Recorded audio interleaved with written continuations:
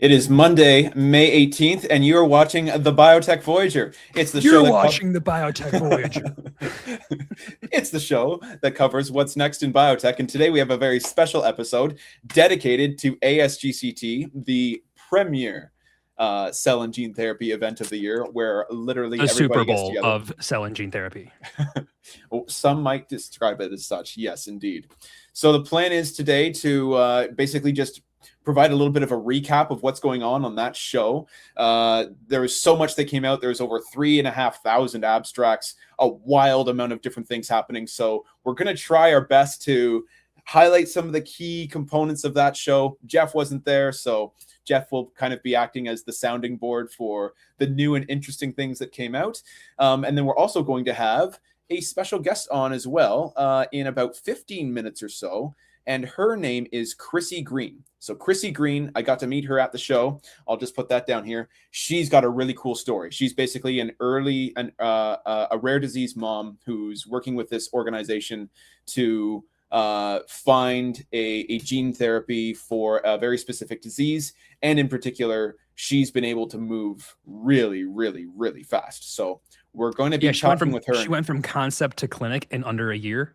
Something like that. Yeah. Or like, which is just ridiculous to actual clinical material. That's crazy.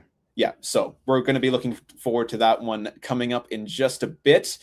She's going to be joining us at 11:15 EST. So in about 10 minutes or so. But yeah, excited for the show today. And the other thing that we want to just emphasize from the get-go as well, folks, if you have any stories from ASGCT that you would also like to highlight, we will talk about them. Just drop a comment down below and we'll get to that because obviously we have our own biases about what we thought was cool from the show. And if you want to come in with some other components, that would be great. And then at noon, so we're planning on running the show until 12:30 at noon, Cesare Benito is going to be joining us. If you are spending any time on LinkedIn whatsoever, you've probably seen all of his posts on in vivo CAR T. So we'll be bringing in him to kind of balance my over obsession with gene therapy. And to counteract my hatred for in vivo CAR T. Okay, calm down. Excellent. Okay, so we're just going to start here with some key takeaways from ASGCT before we bring on Chrissy in just a little bit. But yeah, I think one of the really interesting thing that came out of the show, obviously, is there was a huge emphasis on in vivo CAR T, as much as you love or hate that, Jeff.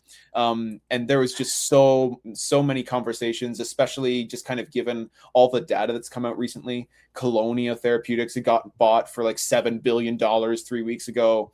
By Lilly, right? Yeah, ESO Biotech had some mixed data results as well. So kind of like definitely like the highs and the lows in a very short period of time for both sides of the industry. So that was pretty interesting to see.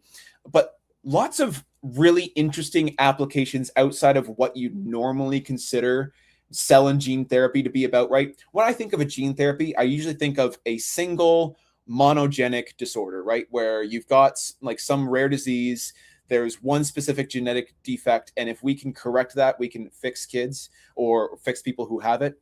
Or on the cell therapy side, we typically tend to think of like autoimmune diseases or cancer as kind of the main applications for cell therapy. And it was really interesting to see a bunch of additional applications coming out as well. So one of them in particular was like just things like there were gene therapies and cell therapies there for infectious diseases. Right. And so you'd have stuff like HIV and Lyme disease, and there are gene therapies and cell therapies getting developed for those applications. That was really neat to see. There was a group, Jeff, this is wild. There was a group at the Children's Hospital of Pennsylvania. Okay. And they are making artificial wombs. Okay. Artificial wombs. And the idea being that is the question, but like they've got pictures, they've showcased how they can use it with like pigs and calves and stuff like that, where basically you could use it as an intervention method. So like a baby gets to like the 22 week stage, some testing has been done, there might be some sort of genetic defect or mutation with the baby.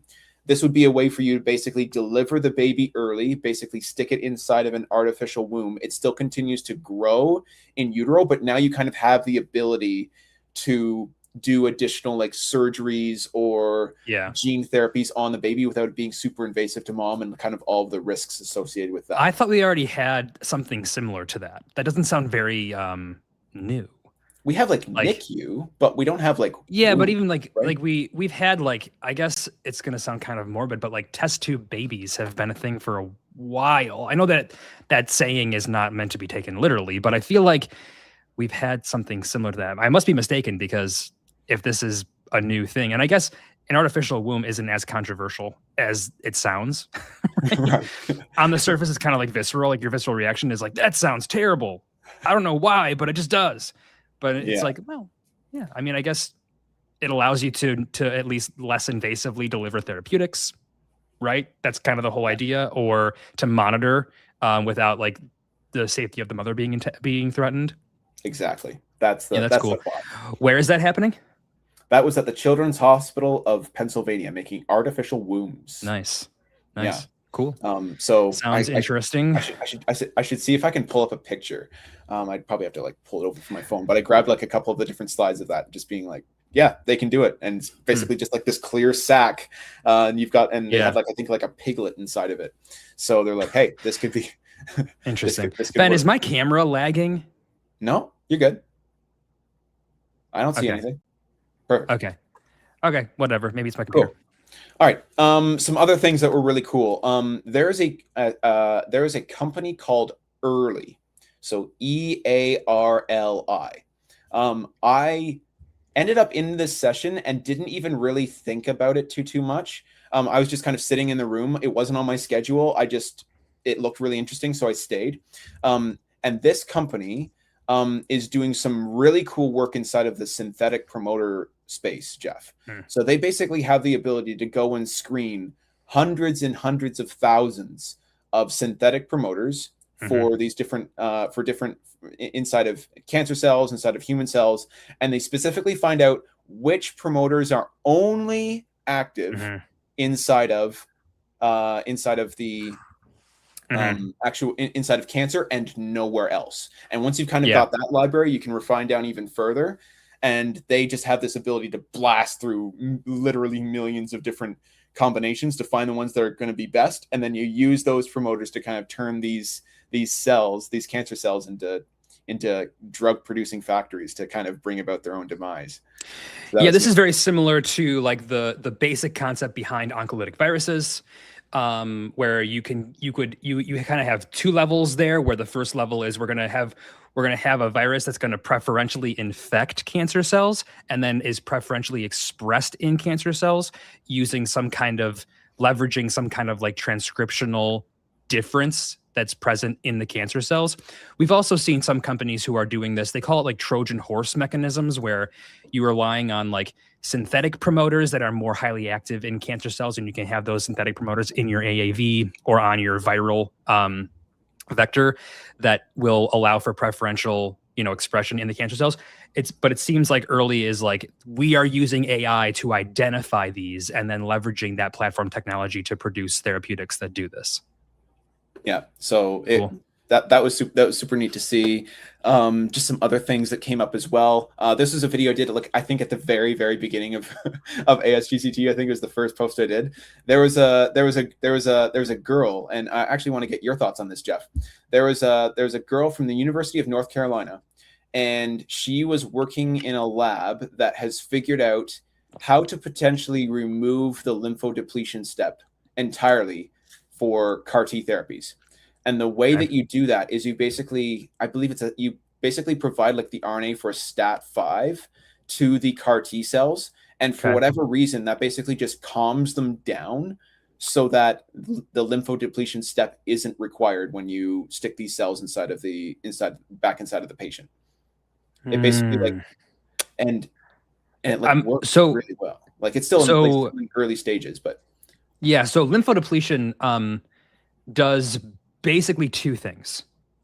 It does three things in allogeneic. It does two things in autologous. the two things it does in autologous that's the same in an allogeneic is it creates like a runway. I like to think of it where you just have an open plane. There's no competition for nutrients. And your injected CAR T cells have just like total access to any of the nutrients that they would need to grow and do their stuff, right? That's the first thing. The second thing is that lymphodepletion itself will actually cause cytokine release. And you can think of it as like just like stress, and it causes cytokine release that can then be consumed by those CAR T cells, right?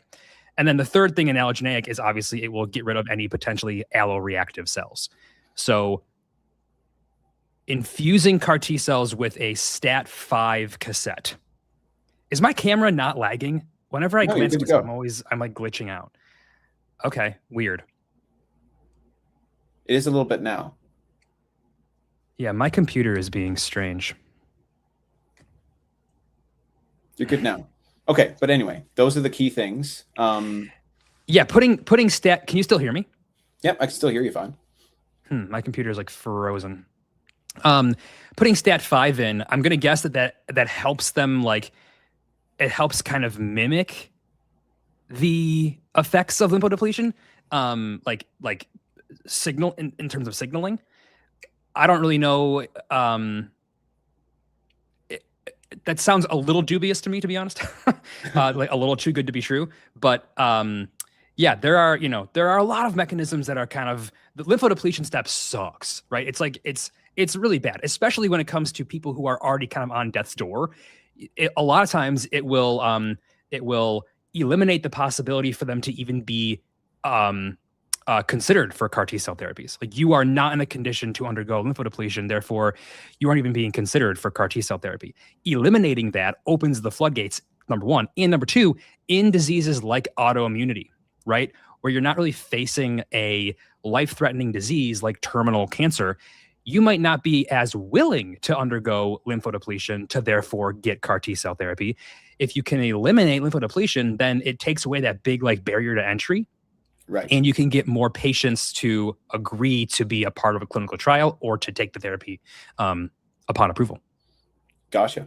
Okay. Interesting. But yeah, it was just super cool to see. It's like, okay, yeah, like literally the most devastating step of a CAR T therapy with regards to lymphodepletion and just kind of blasting your entire body with something that's super invasive and toxic could be completely removed potentially just by giving this little segment of RNA to your CAR T cells. Now, if it works, great. I'm not super sure. Again, like just giving them a STAT5 cassette sounds a little bit like that's okay. If it works, great. But the other thing that it would unlock is outpatient infusions, because the lymphodepletion is too dangerous to do outpatient. So you need to be hospitalized for it usually. And that creates like you need to be hospitalized for CAR T cell therapy. And then obviously the post infusion like cytokine release syndromes and things like that. But one of the big reasons for hospitalization is lymphodepletion. So eliminating that step would open the door for more accessible outpatient infusions of CAR T cells. Yes. Pretty cool. Awesome. Excellent. Okay. Well, gentlemen, ladies and gentlemen, we have Chrissy Green just off camera for just a second here. We're going to bring her on in just a moment. But just before we get there, there's a couple comments here. So Corey, just in case you're not familiar with who Jeff is the co-host of the Biotech Voyager. He's awesome. Who is that guy? Our names aren't on screen, so that's probably got. Oh, they're not on screen. Oh, that's so weird. That's all right. Okay. But anyway, yes, Corey. My name is Jeff. Meet Jeff. Jeff is a cancer cell biologist, PhD. He's way smarter than I am. So we will. Don't speak so lowly of yourself, Ben. Excellent. And then Dominique was just saying quickly that your camera freezes a little bit, but we can hear you well. So that's good. It seems to be better now. My computer like went through a little bit of a spasm there. We're good now though. Excellent. Okay, so ladies and gentlemen, without any further ado, we are going to bring Chrissy Green on stage. Let's play the sound effect, shall we, Jeff? Which one is it? The gong? we're gonna do the applause. Let's do that. There we go. Chrissy, welcome to the show. Hi guys. Thanks for having me. Glad to have you on. Excellent. All right, let's change this. Perfect. And we can do that. That way it shows who you are. Excellent. All right. Great. So Chrissy, thank you so much for coming to the show. We appreciate it. We appreciate your time. We know that you're a little bit limited in time. So we've got like the next 15 minutes with you before you gotta run off. But would you be able to just quickly introduce yourself and what you're working on? Yeah, so I'm Chrissy Green. I'm the co-founder and president of an organization called Finding Hope for Frizzle. Our gene is FRRS1L, but we say Frizzle because there's too many letters out there. So we really push the Frizzle piece so that people can recognize us and understand what we're doing. So we are a small but very mighty parent-led organization. And kind of the key things about us that we're excited about is, one, that we own, run, and 100% fund our gene therapy program ourselves. So we are in charge. We're the decision makers, and we are the ones moving it forward because we're the ones looking at our kids every day, and we're never going to walk away from this treatment. And so we're big about parent advocacy and patient advocacy groups being in charge of their treatments and having a voice at the table when they're making decisions. And then the other piece that we announced back in February is that we had partnered with Apertura Gene Therapy to license the TFR1 CapEx technology, and we plan to be first in human with that by, we hope to have our clinical trial start by this September. So that is our goal, to be hopefully first in human in September with the CapEx and Benjamin's caps. Excellent. That's incredible. That's incredible. So really quickly, the name Frizzle, so going with Frizzle might be a bit confusing because there is a frizzled protein already that's associated with Wnt beta-catenin signaling. So when you say Frizzle, I'm like, oh, I know frizzled. But I had to Google it. I was like, wait a minute, it's different. Got it. I know, we realized that it's a little tricky. Yeah, whatever. We're used to it. We're biologists. Everything's confusing. It's fine. Also, I think you may have mentioned it here, but Ben told me that you guys went from essentially concept to clinic in under 12 months. Yeah, so that was the other big piece. It was kind of hard. I mean, there's so many things happening in ASGCT, so it's not like we were on front and center stage. However, we did do a panel, and we were really excited to explain the fact that I literally met Apertura at ASGCT 2025. And that was because we had already found our manufacturing partner, which is Virogen. We had talked to a bunch of different big manufacturers, landed on Virogen. We love how they support rare disease and communicate with us, and are trying to help in this space. And so we had already decided on them, and we had heard about new capsids, and we went to them and we said, hey, is there, like, Virogen, what if we switch to another capsid? And they're like, we'll make anything you want to make. And they said, but if you're going to think about a new capsid, you have to talk to Apertura and just look at their capsid if you're considering anything.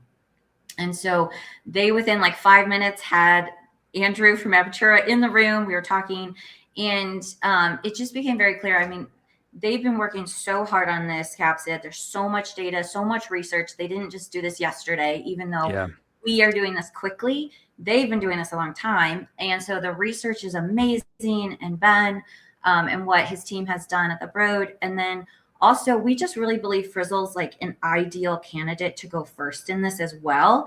We aren't this like big complex disease that has like a big spectrum of patients where some have this and some have that. Like, ours are actually, you have 2 non-functioning copies of Frizzle. They both don't work.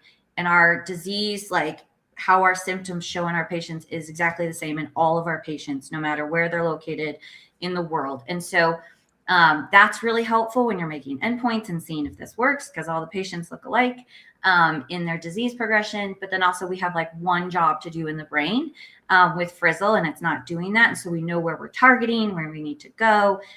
So we really do believe that this is a great opportunity for Frizzle to be able to hit more of the brain and get our therapy where it needs to go.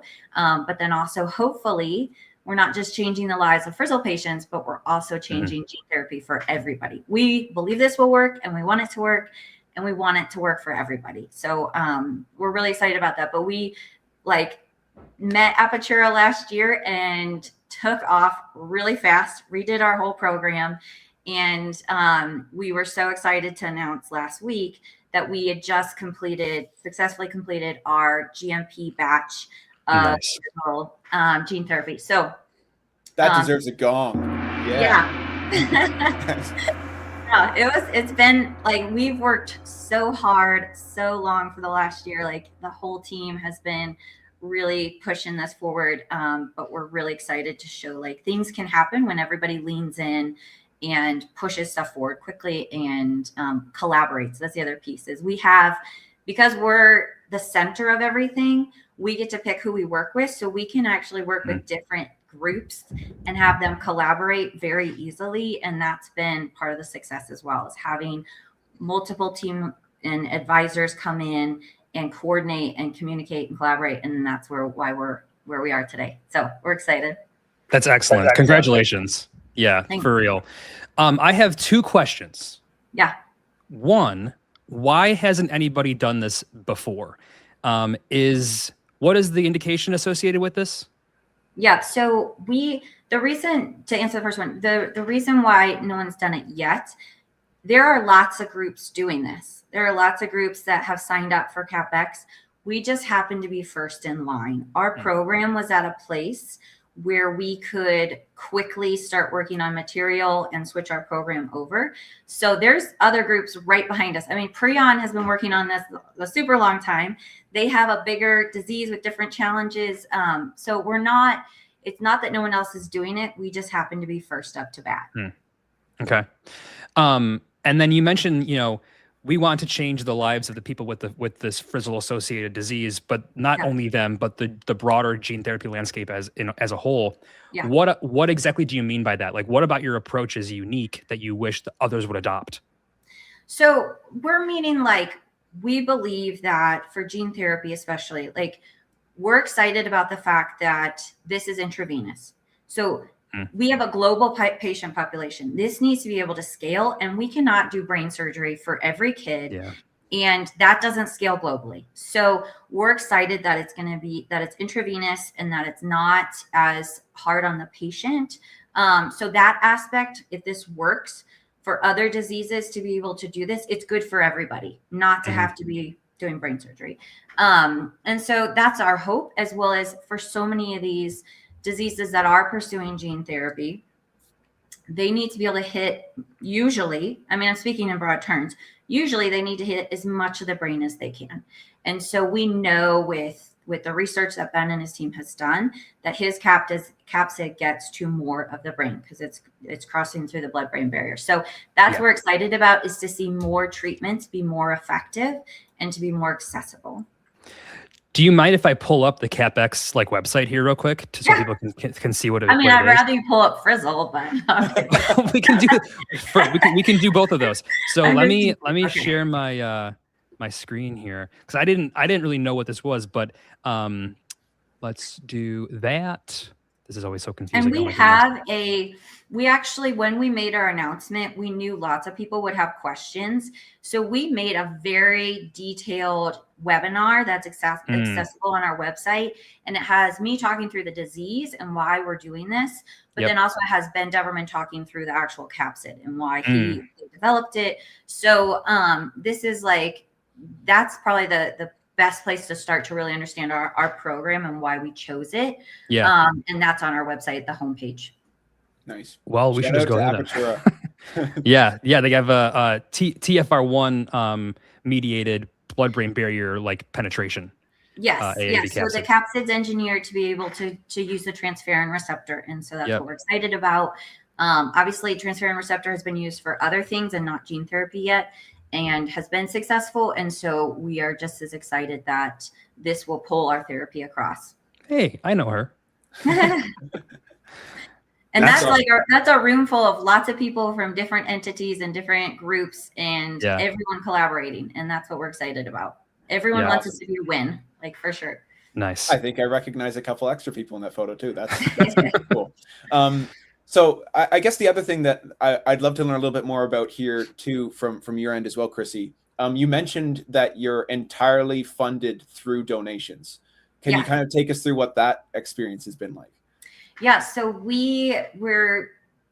our disease is absolutely devastating. We are on the extreme end of kids absolutely losing all function and ability. They can't hold their head up, can't sit up, can't swallow, like severe kids. So when we have people who know us, who see our daily lives, I mean, these kids need intense 24/7 care. They cannot be left alone. Our friends and our families that see our lives just rallied. The minute we realized we wanted to pursue developing some sort of treatment, they showed up because they know how hard it is, and they can't come in and do our kids' feeding tube, but they can donate to help get us a treatment. And so we saw this amazing response. When we first started, we raised $400,000 in 1 month just by telling our friends and families, like, we think we can go for treatment.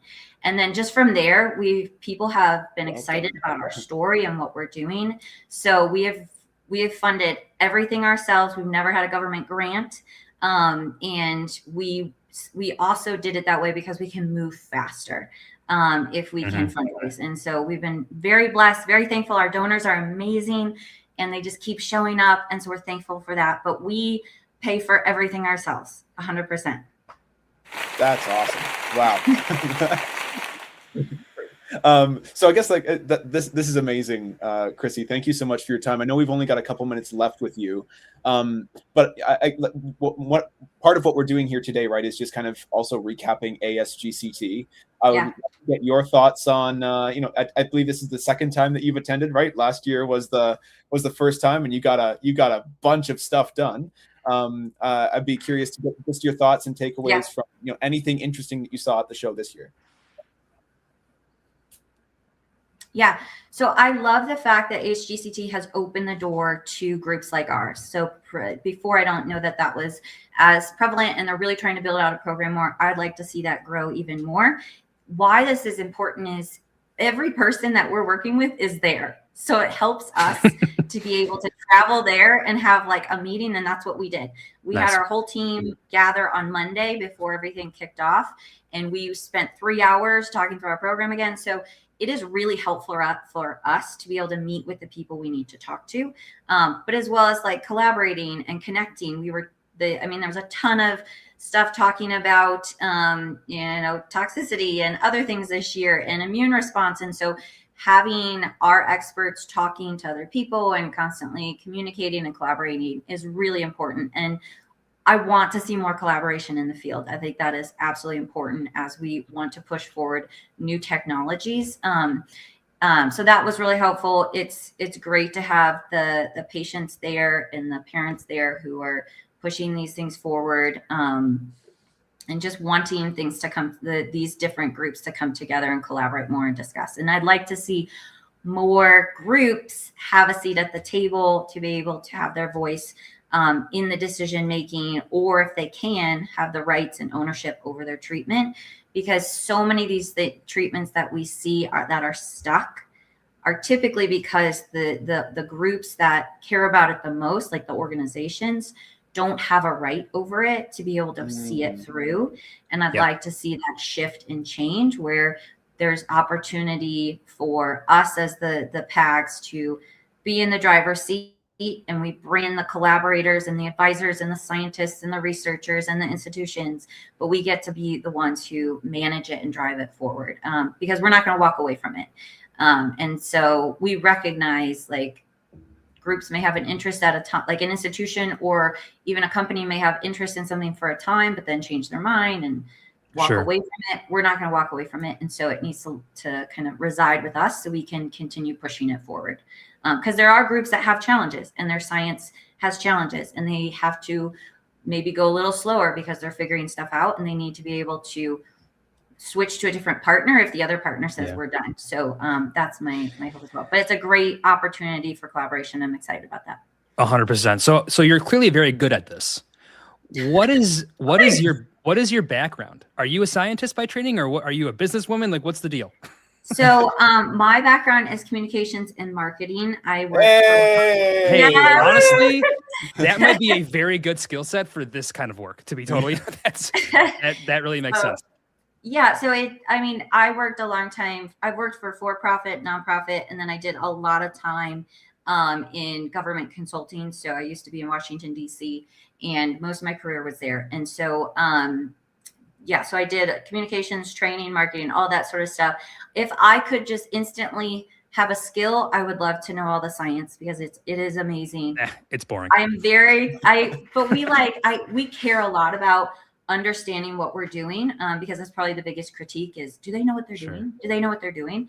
And we are full in like studying, learning, researching, getting trained, asking questions. Like if we're the decision makers, we need to understand this, and having partners who care about explaining it to us is really important. So all of our partners that we choose to work with are ones who are helping educate us and explaining things. There's oftentimes where we also will get a non-biased advisor who doesn't have necessarily a deep already root or interest in what we're doing and get their separate advice on things. So we are trying to make sure we're being informed, we're checking this, we're being very careful, and that we really know what we're doing, because we want people to trust that the team we have, like we believe we have an A-list team. We have the best people in the room to talk about this and do this the right way. And that's why we're excited to move forward and go first.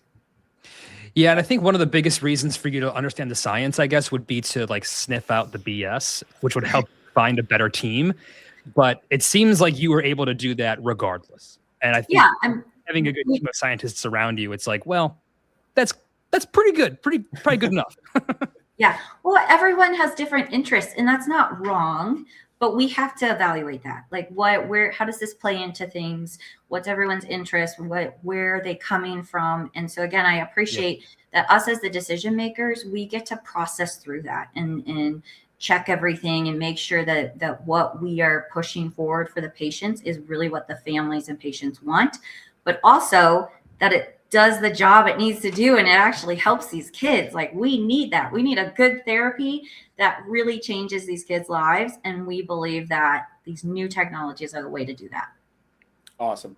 I know we're a couple minutes over, Chrissy. There's just one question. Okay, perfect. There is one question from Christopher I'd love to get to. Can you articulate on your rights on the tech? Like, how does that kind of work?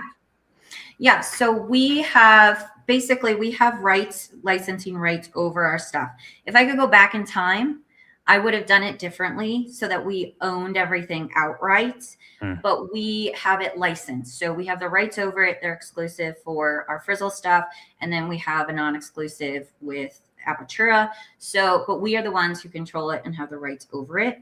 And then we're the ones funding everything. So all the data and research that we're developing, we own and it's ours. And so we are moving that forward. So we are the decision makers. We also are our own sponsor to the FDA for our IND. And so we directly manage all the communications with the FDA.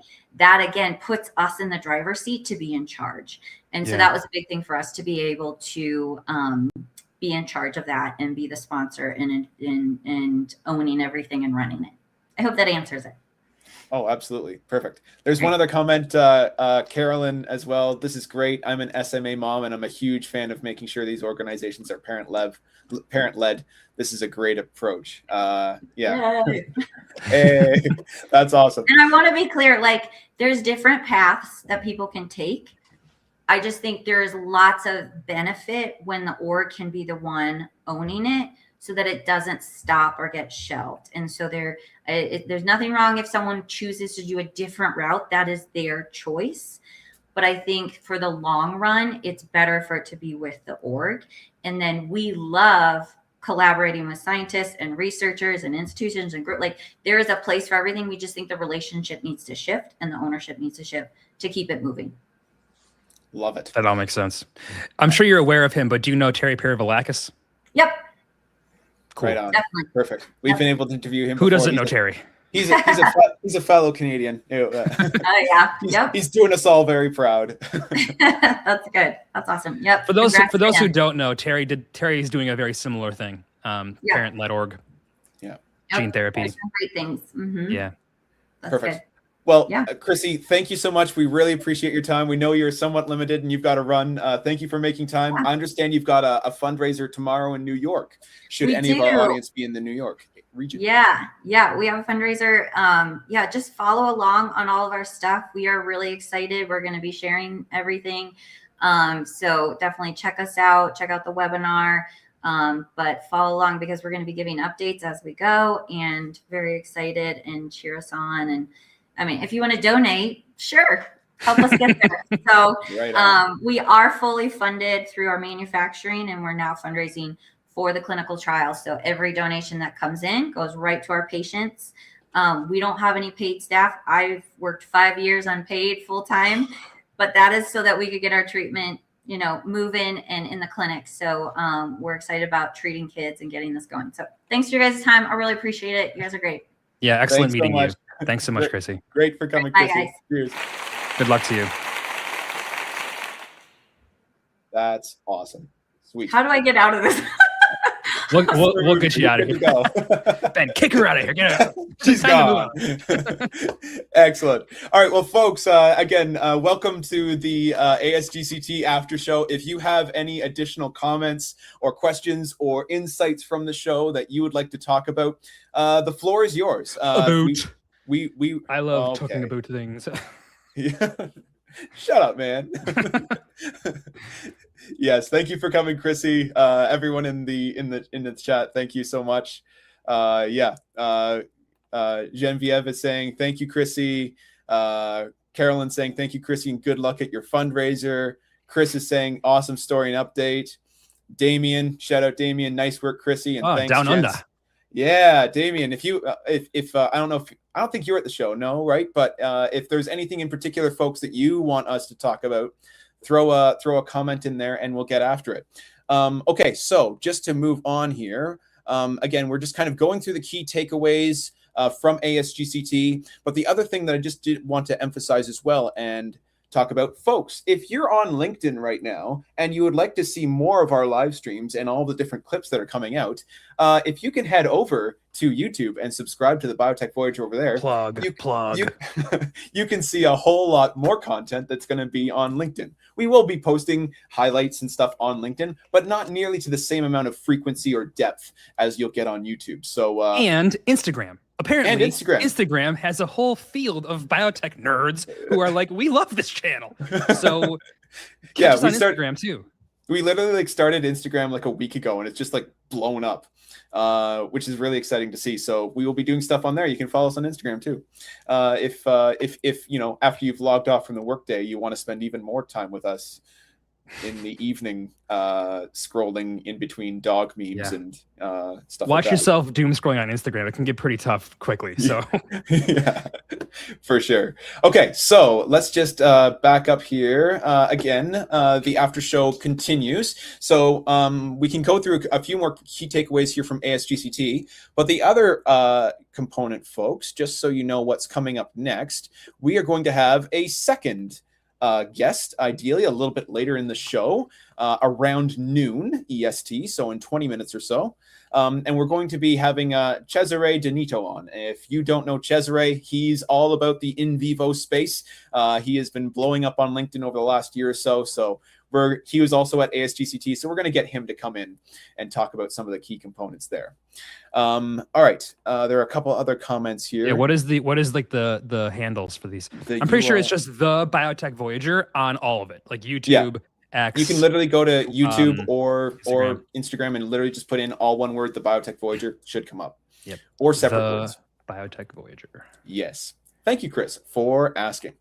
Okay. Perfect. So the other thing that I did want to spend a little bit of time on here would be a company that I had not. Aw, shucks. Thanks, Carolyn. We appreciate the love. Other people, you could also get a similar shout out. The one that Carolyn just got. If you want a little nice. Ben's bribing you with attention. Ben's bribing you with attention. Yeah, hilarious. Okay, so there were some other pretty cool things that happened at the show as well. Oh, perfect. Someone just put the link in on. Oh, yeah, it's at the Biotech Voyager. Yes, it is. Gotcha. Okay, perfect. The other thing that I wanted to spend a little bit of time on as well is a company, Jeff. Lay it on me. That got highlighted to me when we were doing the pre-show on the previous Monday when we got to be. I was supposed to do research on this company and I didn't. I will do it in real time. Yes. So this company is called Cercio. And for whatever reason, when we did the pre-show for ASGCT, literally a week ago today. We got a boatload of people who are just like, dude, you gotta check out Cercio. Cercio's amazing. Everyone has to go check out Cercio. And they all talk just like that in real life. Pretty much. Bro, yeah. I love Cercio so much. Cercio's amazing. And then it turns out Brad Loncar was able to do a video with the Cercio CEO at ASGCT. So shout out to Brad and the great work that he's doing over there as well. But they have been able to, they have some pretty cool technology. And I was wondering, Jeff, if there's a way that we would be able to play that video, but it might be a bit too complicated to do in here. But basically they have a circular RNA technology. And they have a bunch of really interesting applications that we can get into. But the core value proposition there is basically they're positioning circular RNA as the next big thing, where the potential is you'll have longer lasting protein expression compared to traditional linear mRNA. And the core, and the core thesis is basically circular RNA doesn't have the same problem as linear RNA, where you can have enzymes that come in and kind of munch along it and eat it all up. Since it's a circle, it's much harder for those different enzymes to get in. So it allows you to basically use mRNA or to use RNA as just kind of a way to constantly keep spitting out copies without it getting degraded the way you'd commonly think of standard linear mRNA. And what was super interesting as well is basically Cercio has the ability to take this circular RNA and put it inside of an AAV vector. And by doing so, you don't have the same integration difficulties that standard AAV transgenes have. And you can just stick this circular RNA inside it instead. And that allows it to go into the nucleus still and just keep spitting out copies like it would an episome, but without the integration risk. And so they're saying, given that we have this ability to use RNA, we also can greatly reduce the dose as well. So I'm not sure. I want to stop you. I'm not super sure that's accurate, Ben. No? I'm looking at their website here. I'm just reading their website, and it says that CircVec, which is like the name of their platform, is designed for efficient biogenesis of circular RNA from DNA and viral vectors, with primary application in AAV gene therapy and in vivo CAR cell therapy. CircVec has demonstrated up to 50-fold enhanced gene expression compared to conventional mRNA-based AAV gene therapy and achieves up to 6 months expression durability for LNP delivered in vivo CAR. So maybe it's the LNP might be circular RNA in the lipid nanoparticle, maybe not the AAV based. But I'm wondering like, what is the difference? They aren't the first circular RNA company. There's companies like Orna that have it. I think that Twist Biosciences has circular RNA. I know Orna does. And I'm pretty sure that Orna was recently acquired by Eli Lilly. Yeah. Orna was acquired up to 2.4 billion in cash. Yeah. So I'm wondering, everyone's kind of hopping on. Remember, we had a bunch of like, everyone's hopping on the in vivo train. Right. And the big thing is there's two big things with this. There's the delivery, like the delivery specificity, which has to do with your actual like delivery vehicle. So there's companies who are optimizing and working on the actual vehicle, and then there's the payload. And so the big thing with the payload is, can we get multigenic payloads? Can we get really good expression? Like we had the one company on recently that they did like the engineered RNA, eRNA, right? Like, so I'm wondering, like, everyone seems to be excited about this Cercio company. What is so different about them? What is the actual differentiation between other circular RNA companies? Wanna pull that up? I don't know. I have their website open. We can add that to the stage. We can maybe like just do a little surfing here. Yeah. So this is like their main technology, CircVec platform. So anyway, just to push back a little bit on like the AAV thing, I believe like the CEO himself mentioned that in like his chat with Brad Loncar. So like he was saying like he might have been suggesting like this is something you can do going into the future, where you can package the circular RNA inside of an AAV capsid and just use the capsid as like the delivery vehicle. Because they had a oral presentation and they had a poster And the name of the poster is literally circular RNA-based AAV gene therapy for cardiomyopathies to enhance transgene expression. Yeah. So I'm wondering here. So it looks like Orna maybe. Okay. So here's why I want to push back on your pushback. Okay. Orna was doing circular RNA in lipid nanoparticles. Right. Let's do a control F for AAV. No mention of AAV in their website, like the science page of their website. I think it's because like, this is new information. Well, you're still on Orna though. Yeah. But hang on. So Orna is the big like circular RNA company that I think of. Orna was doing circular RNA delivered via LNP. So the RNA itself delivered via LNP.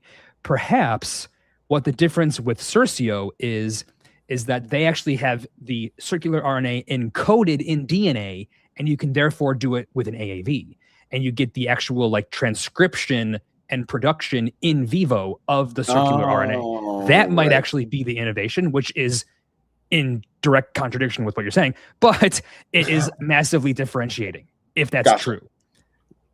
Okay, cool. Yeah, that might be the case then. Yes, sorry. Yeah, it was just kind of like, okay, yeah, like they're using AAV gene therapy to deliver their circVec. Circ RNA from DNA and viral vectors. Okay, perfect. Which, if that's what they're doing, so they can deliver it via like a DNA encoded circular RNA, right? And then the cell will actually transcribe the RNA, and that RNA that's being transcribed is circular RNA. And then they can just, now you're just getting actual transcription of that. And then once you get the circular RNA, now you get all the benefits of circular RNA, right? Yeah. Chris seems to think similarly. I think that's kind of the challenge is, like how is this going to work? Are you going to be fairly limited in the amount of like how big can this system actually be if you've kind of got the machinery that's coming along with it? Yeah, so. This is exactly what I'm thinking. So Cercio's circVec approach is distinctive because it encodes the circular RNA producing construct inside a AAV, enabling durable in vivo production from a single administration. That is the differentiation, I think. Whereas other companies like Orna are doing the circular RNA itself is packaged in a lipid nanoparticle. Right. Okay. Yeah. Cool though. That's really cool. And then you can do like AAV delivered gene therapy that utilizes the circular RNA to have translation. Right. Okay. Neat. Well, that being said, like Chris has another, it's a big ol' comment. Means, all right, I'll just read it off here. Means much longer protein expression duration, weeks versus days for linear mRNA, up to 3 to 10 times higher cumulative protein output via rolling circular translation, better stability at room temperature, and 4 degree storage, lower immunogenicity than linear mRNA in some contexts. So. Yeah, the room temperature stuff wouldn't matter because you would be making it in vivo, so it would never be like stored. But that, whatever. It's more stable. You can get better translation durability. Thanks, Claude. You're welcome, Claude. That's hilarious. Claude Anthropic is the answer. That's really cool. And obviously that would be very good for in vivo CAR T-cell applications because you can get long expression of very, very durable and long expression of, or I guess robust and durable expression of the CAR construct. Right. Cool. All right. Just taking a look through here for any of the other ones that I looked at. How about Dino? I had a couple of companies that I was catching in the Houston news. Yeah. Like Dino revealed. Did you see anything from Dino there? New capsids. Yep. Oh, David Dobnik. Let's bring this in just for a second. I've seen the presentation of Cercio, and they have shown impressive data on how the dose of AAV can be reduced through enhanced translation. Dose. Yeah, cool. Exactly, David. Thank you. I'm glad that someone in here was able to get that presentation. I wasn't able to, unfortunately. So yeah, I think that was the other thing that's really cool, right? Is if you, instead of relying on kind of like the transgene, making an episome and worried about integration risk, this is just a much more reliable way to spit out copies stably. That's kind of using a similar mechanism of action compared to an episome. But yeah, you're using circular RNA instead.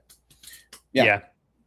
Interesting. So yeah, anyway, there, for whatever reason, a week ago today on YouTube in particular, there's just like a boatload of people are like, this is the best thing ever. You've got to go and find out more. And unfortunately, my schedule was already packed and I didn't get as much time to get into it. But yeah, shout out to David Dobnik for going and reporting back. So folks, if there are any other indications or anything else that we should look at, that'd be great. Yes. So Dino Therapeutics, I actually got a chance to catch up a little bit with Adrian Veras. Shout out Adrian. Nice. And yeah, he was talking a little bit about their new capsids. One of them directed more towards the CNS, which is going to be big. They had talked about their BN8 capsid before. That was more focused on like transduction of muscle. This is more focused on CNS applications. Yeah. Which is super cool and very much needed. Actually, that leads me to another interesting component as well. And Adrian Veras, if you end up seeing this, you might disagree with me because we'd hatched this out a little bit too.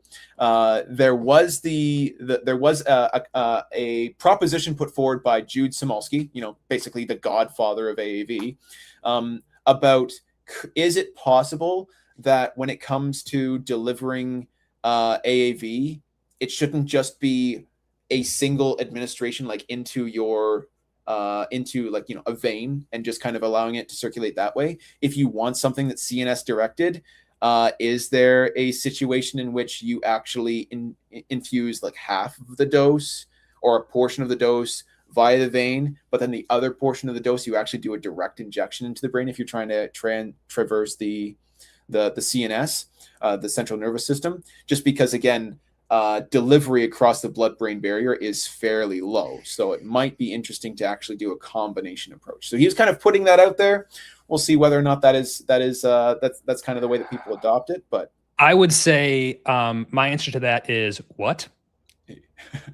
Because the whole idea of having a blood-brain barrier traversing AAV capsid is to avoid direct injections and to be able to do an IV administered CNS-based gene therapy. So to do half, like if you're gonna do an intravesicular or whatever they call it infusion, just do the whole thing. Do the whole thing directly. Like there's what's the benefit? The challenge is, at least for like standard AAV9 and Adrian Veras, I don't have like the exact stats in front of it, so maybe their capsid is much better. But like a less than 1% of AAV9, which is kind of like the standard natural serotype of AAV that's good at getting across the blood-brain barrier, less than 1% of it actually traverses the blood-brain barrier. So it's a very small component of the dose that's actually making it across. Yeah, but my question is, if we're going to be doing a direct like CNS based infusion, why would you only do half of it and then half intravenously? Like if you're saying that the intravenous part's not going to get to the CNS anyway, so just do the whole thing directly. Yeah, great question. It's because there are actually some of these different diseases where you do need expression of the same protein systemically, not just in the brain. So like it also functions in other tissues of the body as well, not just in the brain. There are some diseases for sure. It's like you only need it in the brain, and that's fine. But Jude Smolsky was talking about there are some of these different diseases that are predominantly needing this particular protein expressed inside of the brain, but also it does, like the patient does benefit from having it. Okay, so what Chris is like, if you do direct CNS infusion, it can't get out to get anywhere else, and sometimes you need it in both. You need it in and out of the CNS. Exactly. Okay. Well, so I'm dumb and didn't know that there were certain diseases that needed both.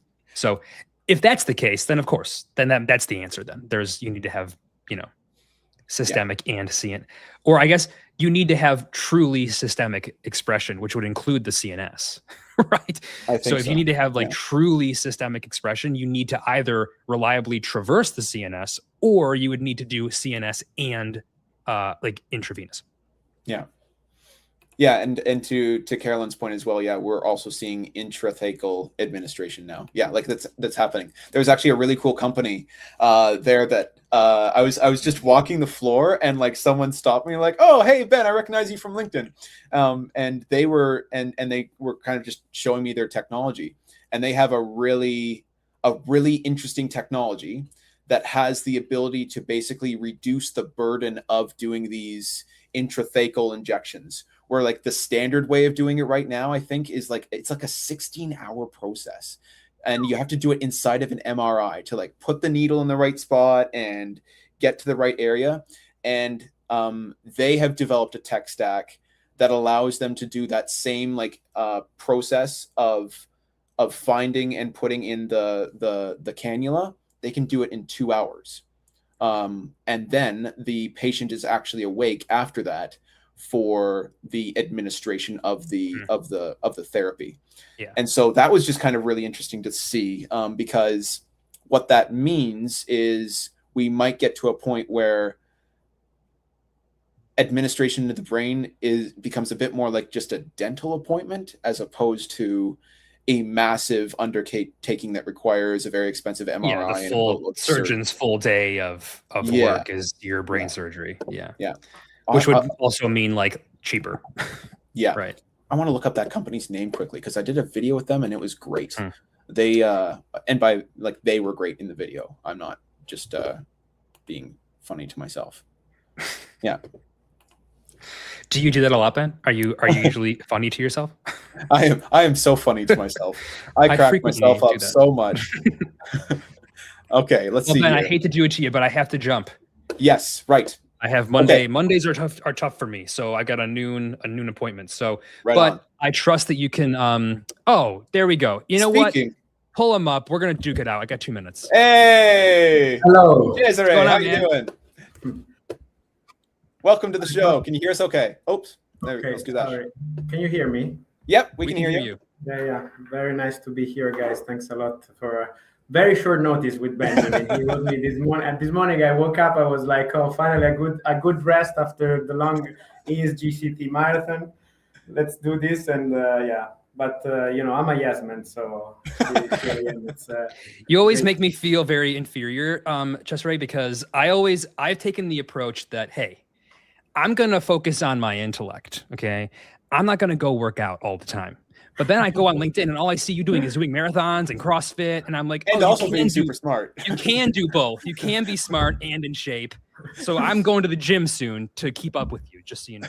Man, I have my stuff packed. I thought like this week I'm still in Boston, so I'm calling from the MIT Hayden Library. Thank God there was a free meeting room. Nice. And I thought I have to do like in Zurich, like sports keep me on schedule. So I bring my bag, and today it's running, like easy running, and then a gym session in the evening. So I try to make my best, and let's see if I can keep up. Also, otherwise my coach in Zurich would be mad at me if I don't keep it. So. But I thought it was nice to enter now. You were talking about intracranial and intrathecal injections to access the CNS. I think that's one of the most common ways, because until we don't see something that really penetrates and accumulates well in the brain, but we have seen some very interesting talk on that, and also polymers are coming fashionable again. I've seen polymer lipid hybrid nanoparticles that have quite nice brain accumulation, and in the back end I'm also looking at some ERC grants, and there is a lot of the keyword, the intracranial injection is still fashionable. So that sometimes is the main access and the main route of administration. And for these patients that have such a deadly disease, I mean, they're willing to also receive this kind of treatments, right? It's to give them hope. Yeah. I'm wondering also, like, even if we do find some kind of very robust blood-brain barrier penetrating AAV capsid, it might actually still be beneficial to do direct injections in the CNS just because of dosing. Like the volume of the cerebrospinal fluid is just significantly less than like the systemic, circulatory blood. So you would need to have way more dose to effectively reach the areas in the CNS, even with good penetration. So what do you think about that? Is there even, even if we achieve this blood-brain barrier penetrating capabilities, wouldn't there still be like some benefit of doing intra CNS injections still? Yeah, of course, and you will reduce the off target a lot, right? When you directly go to the area of disease. This is why for some indications it's always good to do the intralesional administration, right? Also, I think Fabio Rosa, the crazy guy turning tumor cells into CDC1 dendritic cells. I think that is also intralesional, right, Benjamin? From what I got, you would need, and probably they will also try to look for a transition also, because now it's AAV based. I don't know if they were interested on looking on something else, but there are some indications in which the beauty is that you can go intralesional. So why the pain of going through an IV injection that exposes you to some safety concerns and off target mainly? So for sure. I think, just to answer Jeff, yes, there will still be a benefit in this. But we have seen some incredible talks at ASGCT, and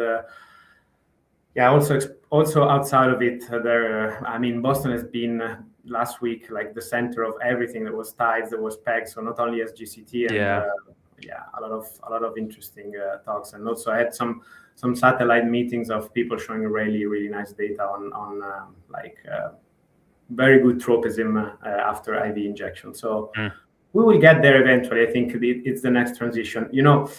Let's do an analogy. Some years ago, we would think that in vivo CAR T was science fiction, and this year it really confirmed that it's not science fiction anymore. Like, people are using it to treat autoimmune disease. They treat it for tumor, liquid tumors, so hematologically malignancies. And I think also we're getting closer to more stable expression of even mRNA constructs. I think one thing that disrupted the attention from ASGCT was the Create Medicines Series B funding for $122 million. So that was really impressive. And CEO Daniel Gates always comments on my post. I really appreciated that. And he wrote that indeed their foundation is a very solid mRNA molecule that has an expression that lasts even 7 days in T cells. So that's quite impressive. So we are reaching both the good delivery levels and the transient expression, but for longer time points. So we're seeing a big shift on the technology. Yeah, I've been outspoken of my doubts of the modality. I think not now, Jeff. He's got to come back another time. You need to. Yeah, leave. I won't rip in right now, but I will say this: there are a few companies that I make exceptions for. Interius was one of them, and Create Medicines was the other. And Create isn't just doing in vivo CAR T; they're doing in vivo immune cells. So they'll target Ts, NKs, and myeloid cells, which gets rid of some of my doubts. It suppresses some of my concerns. Not all of them, but I do like Create Medicine's approach a lot better than like some of the other ones that have been acquired for the moon, the price of the Earth and the moon combined. So we'll see where it goes. I think that initially, like when I saw the AstraZeneca one and the Gilead I think bought Interius, but the first couple acquisitions that I saw, I was like, what is going on? And it just kept happening. And I was like, am I missing something or what? And I still don't really know. So we can maybe have a dedicated show where we kind of talk about the pros and cons of that. But for now, I actually have to jump. I'm late for a meeting. So excellent. But anyways, it was good. It was good to finally kind of meet you, Cesare. And Ben, I will talk to you. We'll take it from here tomorrow. Yeah. Sounds good. Don't be too good. Take my job. Okay. Excellent. All right. We'll see you later, Jeff. It was good for me as well. And congratulations on the fantastic work you guys are doing. And also for the Biotech Voyager, I think that will grow very well. So monitoring. Well, yeah. Sorry, Cesare. Like, Jeff needs to leave. I'm gonna bounce, but you're cool to hang out. You and me can still stay if that's all right. Yeah. I wanted to congratulate him anyways. I think he's a big part of the back end of the website. So that's fantastic. Yeah. Thanks, man. I appreciate it. All right. See you guys. It was a pleasure to see you. All right. I'm still here. There he's gone. All right. I actually wouldn't know how to leave because this is so new to me. That's all right. All right, we'll do this instead. All right, folks. So we're going to enter into the final section here. We've got a very special guest to kind of take us through the in vivo cell therapy side of things. Cesare, I tend to be a little bit biased towards gene therapies and kind of that side of of things. So very excited to kind of bring you into to modulate the side of the industry that I tend to cover a little bit more aggressively than the in vivo and CAR T space. But I guess we can take it from there now and just have a nice discussion on what we think about the technology. So what is the points in which are a bit reluctant in gene therapy? Oh, well, I guess I would just say, for the most part, right? Like, I'm just a little bit biased. Like, my background is gene therapy. So when I'm at ASGCT, I tend to cover gene therapy sessions a little bit more than I might for like the in vivo and LNP. We are complementary in that. Yes, exactly. That's what I'm saying. Yeah. To cover from the audience. Okay, sorry, my mistake. I understood the wrong thing.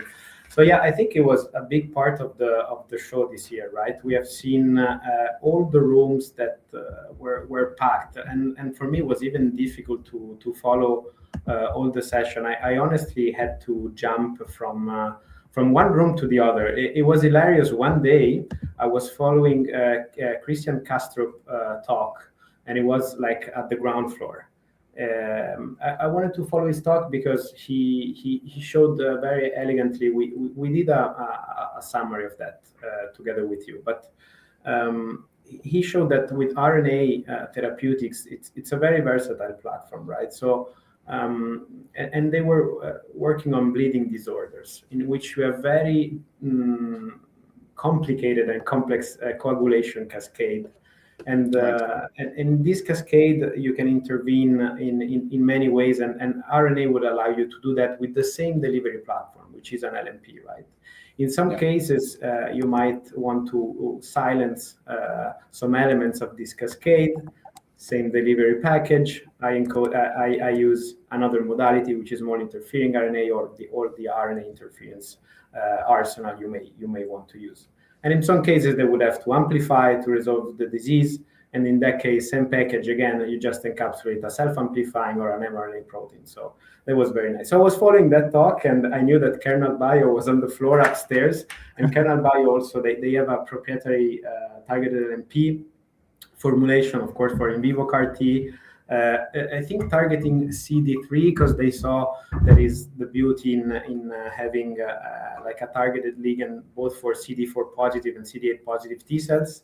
It was very fascinating to see that now that we're starting to talk more and more about PEG-free LNPs, the rationale behind why we're seeing PEG-free formulation becoming fashionable again is that after repeated dosing, when you need frequent administration, B cells might be primed against PEG, right? And so they mature into plasma B cells secreting antibodies against your drug, basically.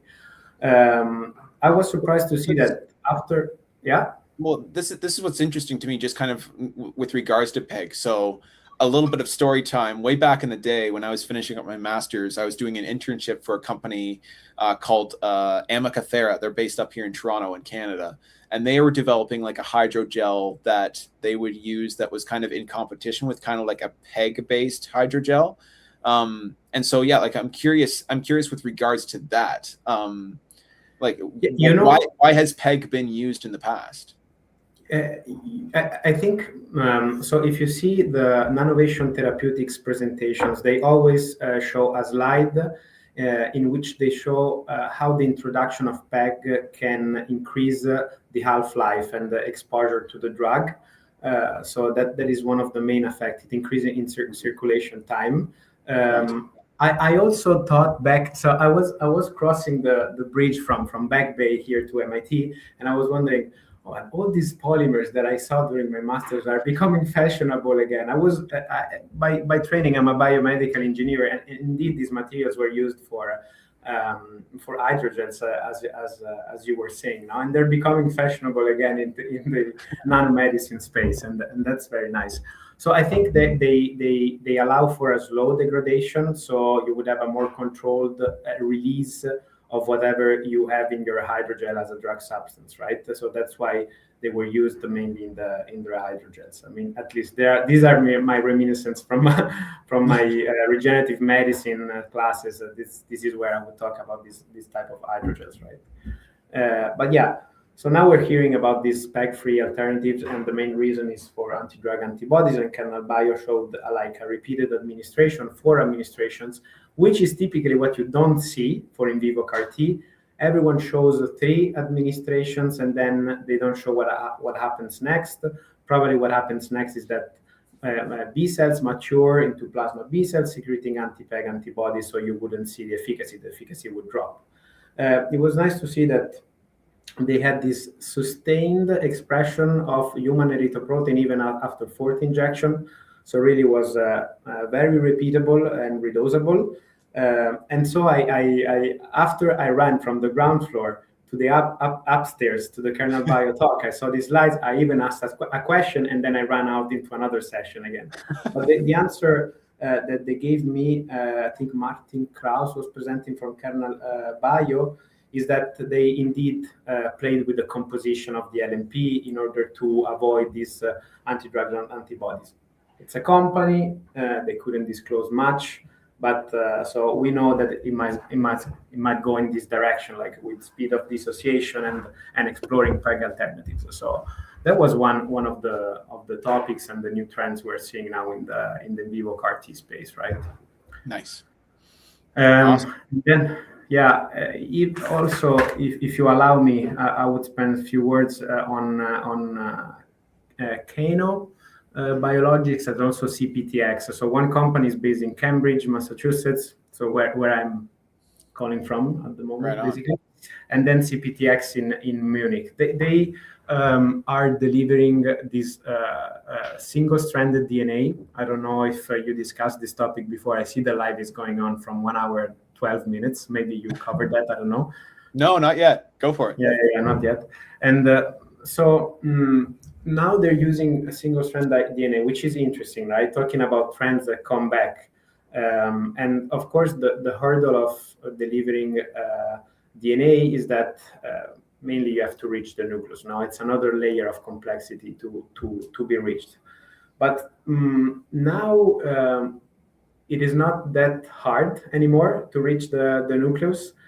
People are using either some immunodeficiency repair mechanism to integrate DNA sequencing in the nucleus with the CRISPR technology, or using transposons as well, right? That they integrate the single-strand DNA sequence into the genome, and that's one strategy for stable expression, of course. But then what was interesting for me to see is that they use it very similar to mRNA, right? With a transient expression, and then you can tune very well the expression, so you can have this episomal transient expression. So episomal meaning it's not integrated in the genome,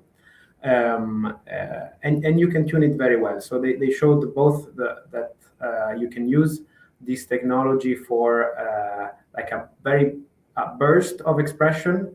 You will use it for autoimmune disease maybe, and then you can prolongate the expression, and you would use it in that case for autoimmune and oncology applications. So as we see all these big pharma investing in vivo CAR T, which seems mainly involving like LVV or targeted LNPs with mRNA for transient, it seems there is a little new wave underneath that is going unnoticed, but I think we will hear more and more about that. Probably ASGCT 27 is it's going to be very interesting from many points of views, right? Because in one way, we're going to see like really the clinical relevance of all this in vivo CAR T hype. I think Create Medicine is now at the forefront because they have dosed more than 50 patients. So they are for sure leading from a clinical point of view. But then all these new other companies, right? You have Capstan that was acquired by AbbVie. Then you have like many Interiors that you guys were talking about, Orbital Therapeutics, a lot of these that we have seen in the space, Orna. So they will have more solid clinical data. Maybe we will have some efficacy readout in phase 2, because now phase 1 is just about safety and understanding the MTD, so the maximum tolerated dose. But yeah, it will be very interesting from this point of view, both for the clinical relevance of in vivo CAR T and maybe these new technologies that are now being tested in small startups such as CPTX and Kano. Gotcha. There's actually a really hilarious comment in here from Tomas. Now we know why Cesare needs to be in good shape. All this working out just for ASGCT. Yeah. Running between different rooms, you got a whole marathon all day to do. Yeah, that's Thomas. He has such a good knowledge of the science, because he's been both in the viral and non-viral field. So I had a chat with Thomas, and from every month we want to try now to catch up and do this thing periodically, but that's a funny comment. Actually, I think Tomas on some of your runs. He's based in the Netherlands, so I don't know. But not too many hills there. He's just going to be running on the flat. Yeah, but it's truly like these events. It's either you have to be a bouncing ball going from one place to the other, because there were so many parallel sessions and very interesting to follow. I actually was still catching up yesterday night, because I also lost the Sanofi one, which was very interesting. Like, now people with in vivo CAR T, they can reach B-cell depletion in blood. That's trivial, but now you see a very deep level of B-cell depletion. And what they did, Sanofi, they did a very in-depth analysis, and they were looking about the clonality of some residual B cells. They were looking if there were some mechanism of somatic hypermutation left over after the B-cell depletion. So very in-depth study, which I really enjoyed. It was like a very particular data set that they show. It was like this dot with a network. I don't know how's it called, the graph, but it was very particular. And Sanofi showed that in the same session where Matthias Bozza presented the CPTX data. And, last year at New Orleans, it was even worse. We were counting our steps. One day I had as many steps to cover a half marathon, just for a one day attending the ASGCT event. So it keeps you in shape for sure. It does. It's crazy, man.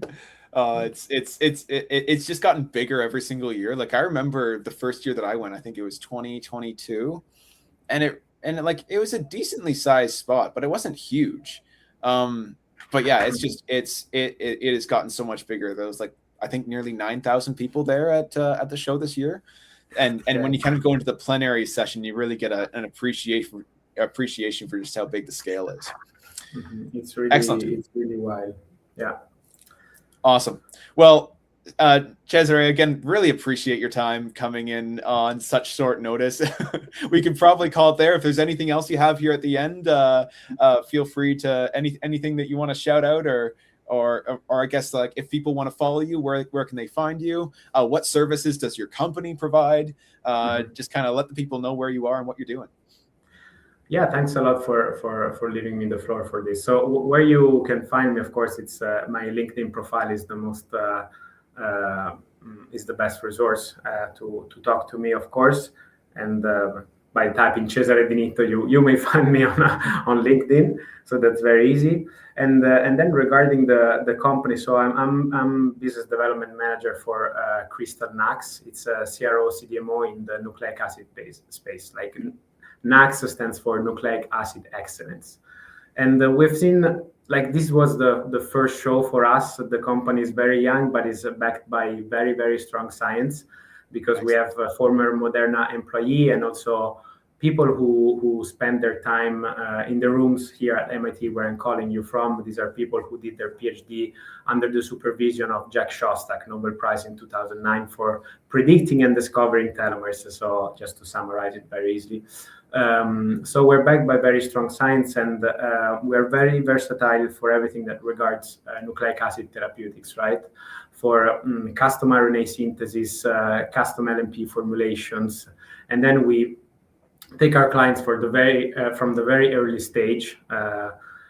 They also sometimes we have people that have no experience. Maybe they're very strong with the RNAs or the nucleic acid, but they have no idea about the delivery or the other way around. So we try to help these people to develop their pipeline, and then we can also, give the end-to-end solution up to the GMP phases, right? So this is what Crystal Nux is doing. Very briefly, but of course there is a word behind it. For the nucleic acid therapeutics now involves so many things, right? All the xRNA that you can think of, mRNA, self-amplifying, circular, and we have very strong technologies and methods, not only to produce them, but also to characterize them. So summed together, I think it's 50+ years of experience in nucleic acid therapeutics by our chief scientific co-founder, our business advisors, and our head of R&Ds. The company is global, so we work with every single researcher in the world working on nucleic acid is an eligible customer for us. So yeah, I think I said enough.